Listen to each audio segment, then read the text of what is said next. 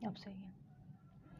अस्सलामुअलैकुम, आप देख रहे हैं BBC Urdu news Punjab TV और मैं हूं सुंबल ज़िया। बुलेटिन का बाकायदा आगाज करते हैं और शामिल करते हैं इस वक्त तक की अहम खबरें। फिरोजवाला थाना फिरोजवाला में एसएचओ ने फरियाद ना सुनी, मुतासरा लड़की पर तशद्दुद और कपड़े फाड़ने का इल्जाम। फिरोजवाला में एक अफसोसनाक वाकया सामने आया, जहां एक नौजवान लड़की ने इल्जाम आयद किया कि इसके साथ सरेआम तशद्दुद किया गया, इसके कपड़े फाड़ दिए गए और शदीद मारपीट का निशाना बनाया गया, मगर थाना फिरोजवाला में तैनात एसएचओ ने इसकी दादरसी नहीं की।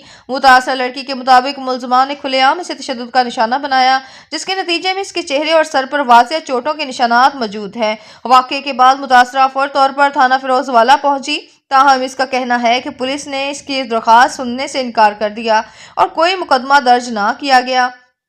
मुतासरा का मजीद कहना है कि वो इंसाफ के लिए दर बदर की ठोकरें खाने पर मजबूर है, जबकि मुलजमान बासर होने की वजह से आज़ाद घूम रहे हैं। अहले इलाका और समाजी हलकों ने वाक़े पर शदीद तशवीश का इजहार करते हुए आला पुलिस हुकाम से फौरी नोटिस लेने का मुतालबा किया। शहरियों का कहना है कि अगर मुतासरा औरत की बरवक्त दादरसी ना की गई तो ये कानून नाफिज करने वाले इदारों पर एक बड़ा सवालिया निशान होगा।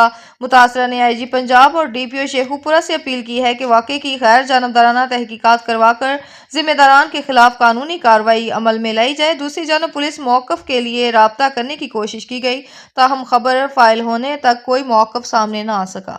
अब तक के लिए इतना ही। मजीद खबरों, अपडेट्स और अच्छे प्रोग्राम्स के लिए देखते रहें BBC Urdu news Punjab TV. अल्लाह निगहबान।